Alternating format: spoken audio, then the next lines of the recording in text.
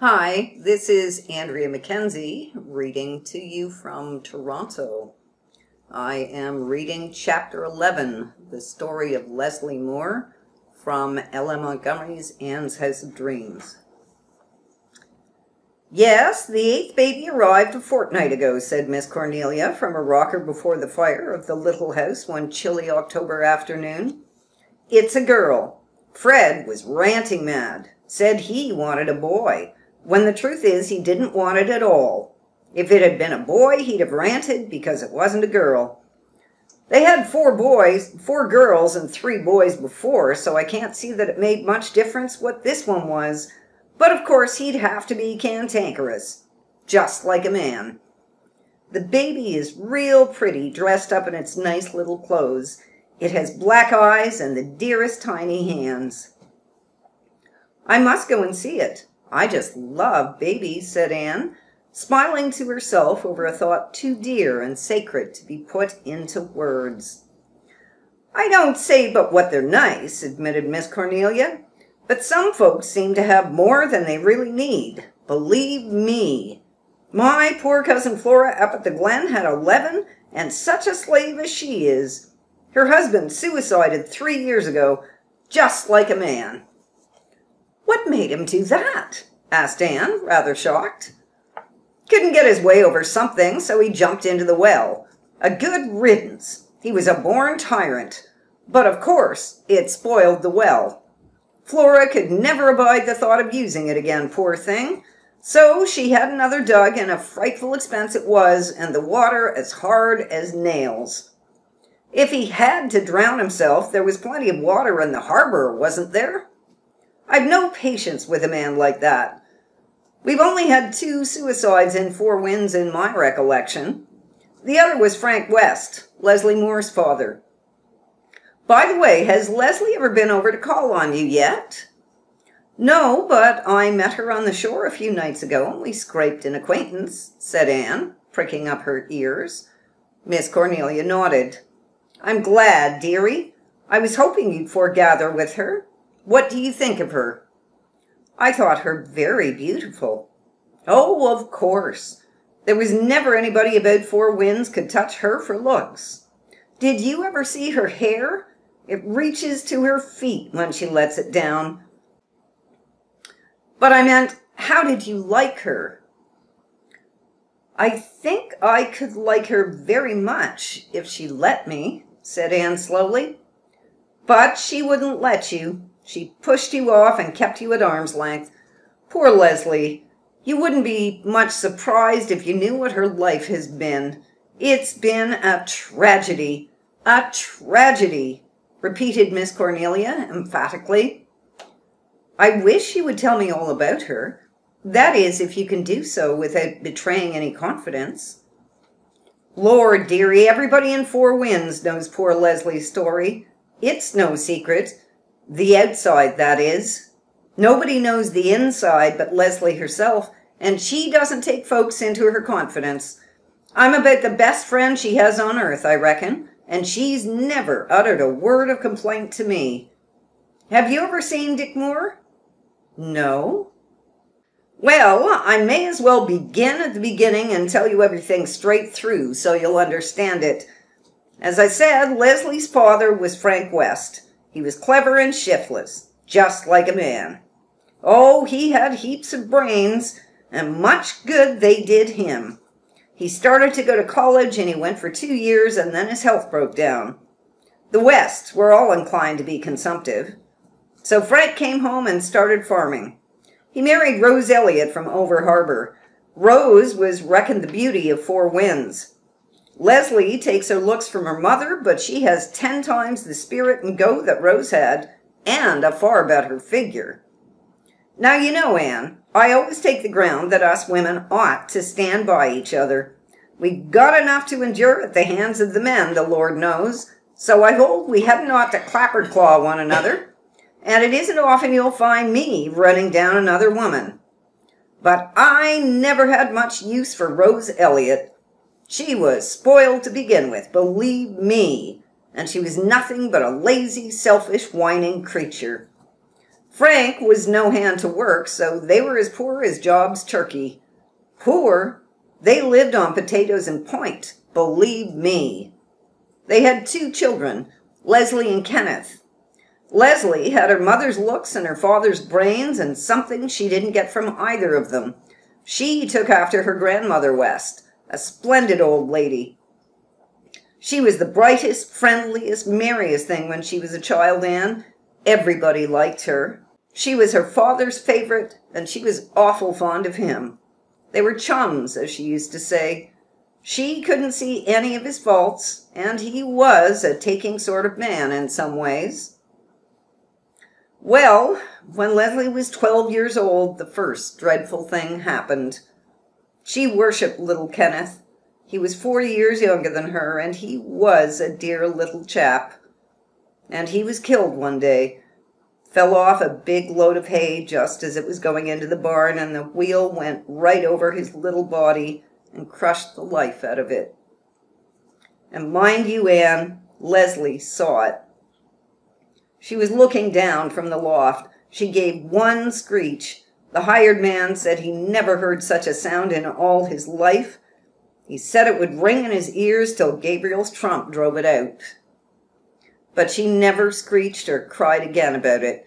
She jumped from the loft onto the load, and from the load to the floor, and caught up the little bleeding, warm, dead body, Anne. They had to tear it from her before she would let it go. They sent for me. I can't talk of it. Miss Cornelia wiped the tears from her kindly brown eyes and sewed in bitter silence for a few minutes. Well, she resumed, it was all over. They buried little Kenneth in that graveyard over the harbor, and after a while Leslie went back to her school and her studies. She never mentioned Kenneth's name. I've never heard it cross her lips from that day to this.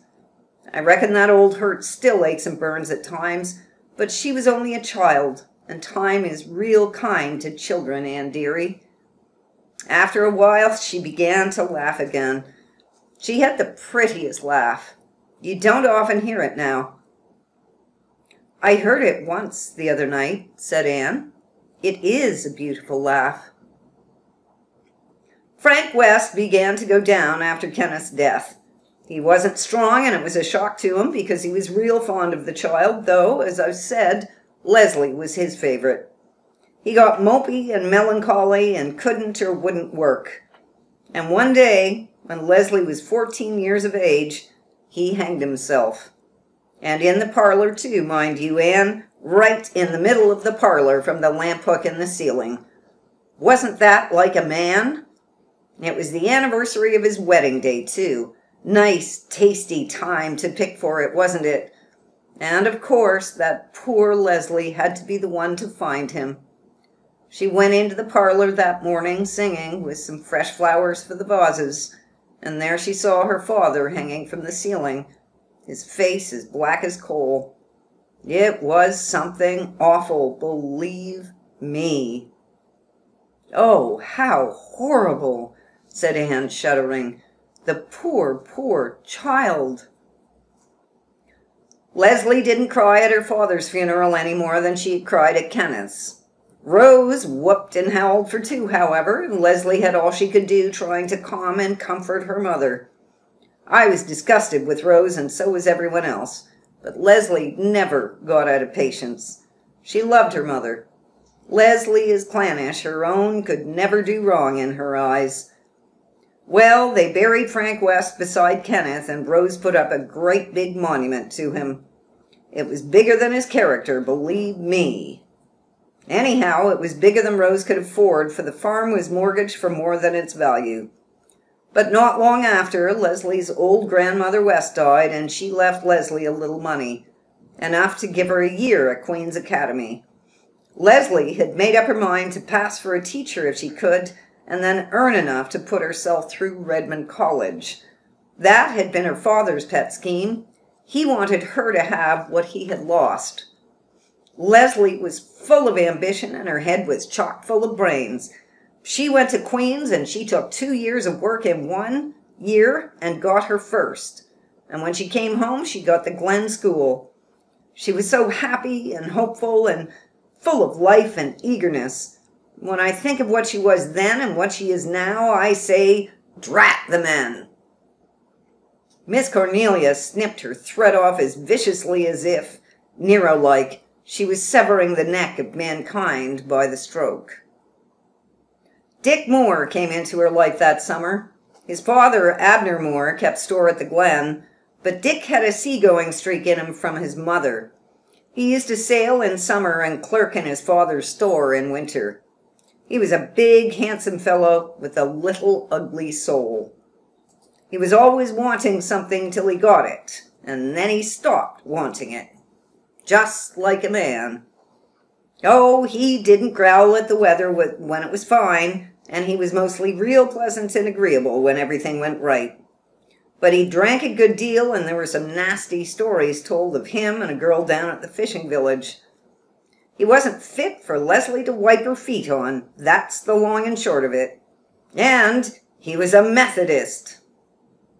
But he was clean mad about her, because of her good looks in the first place, and because she wouldn't have anything to say to him in the second. He vowed he'd have her, and he got her. How did he bring it about? Oh, it was an iniquitous thing. I'll never forgive Rose West. You see, dearie, Abner Moore held the mortgage on the West farm, and the interest was overdue some years, and Dick just went and told Mrs. West that if Leslie wouldn't marry him, he'd get his father to foreclose the mortgage. Rose carried on terrible, fainted and wept and pleaded with Leslie not to let her be turned out of her home. She said it would break her heart to leave the home she'd come to as a bride. I wouldn't have blamed her for feeling dreadful bad over it, but you wouldn't have thought she'd be so selfish as to sacrifice her own flesh and blood because of it, would you? Well, she was. And Leslie gave in. She loved her mother so much she would have done anything to save her pain. She married Dick Moore. None of us knew why at the time. It wasn't till long afterward that I found out how her mother had worried her into it. I was sure there was something wrong, though, because I knew how she had snubbed him time and again, and it wasn't like Leslie to turn face about like that. Besides, I knew that Dick Moore wasn't the kind of man Leslie could ever fancy in spite of his good looks and dashing ways. Of course, there was no wedding, but Rose asked me to go and see them married. I went, but I was sorry I did. I'd seen Leslie's face at her brother's funeral and at her father's funeral, and now it seemed to me I was seeing it at her own funeral. But Rose was smiling as a basket of chips, believe me. Leslie and Dick settled down on the West Place. Rose couldn't bear to part with her dear daughter, and lived there for the winter. In the spring, Rose took pneumonia and died, a year too late. Leslie was heartbroken enough over it. Isn't it terrible the way some unworthy folks are loved, while others that deserve it far more, you'd think, never get much affection? As for Dick, he'd had enough of quiet married life, just like a man. He was for up and off. He went over to Nova Scotia to visit his relations. His father had come from Nova Scotia. And he wrote back to Leslie that his cousin, George Moore, was going on a voyage to Havana, and he was going too. The name of the vessel was the Four Sisters, and they were to be gone about 9 weeks. It must have been a relief to Leslie, but she never said anything. From the day of her marriage, she was just what she is now, cold and proud and keeping everyone but me at a distance. I won't be kept at a distance, believe me.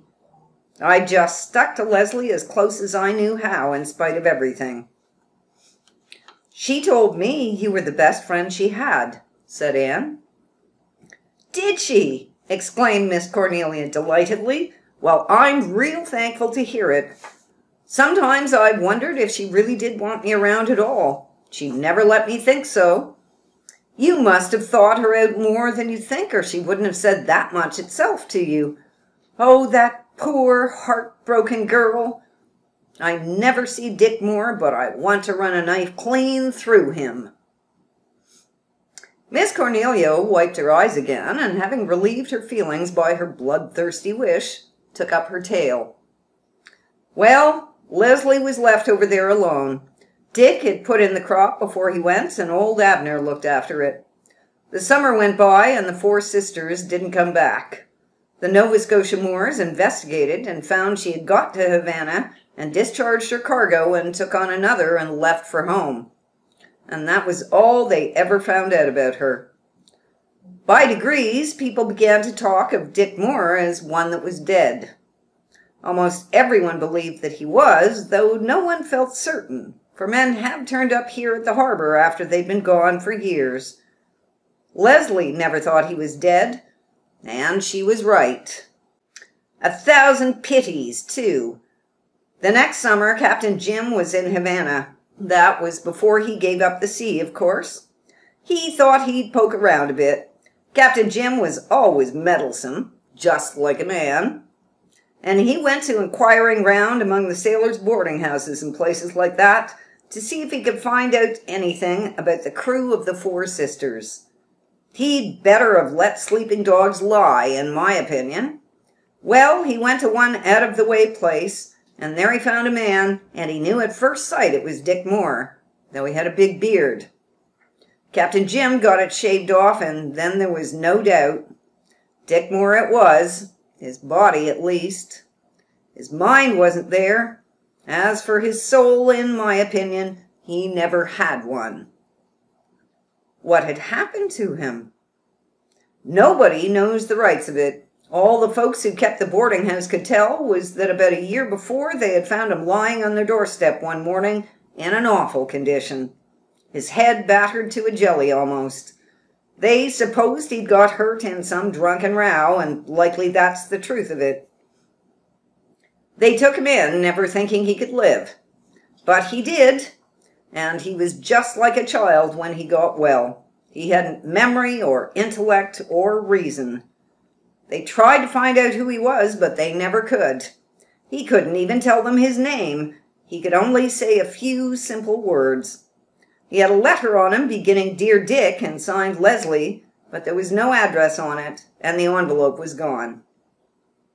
They let him stay on. He learned to do a few odd jobs at the place, and there Captain Jim found him.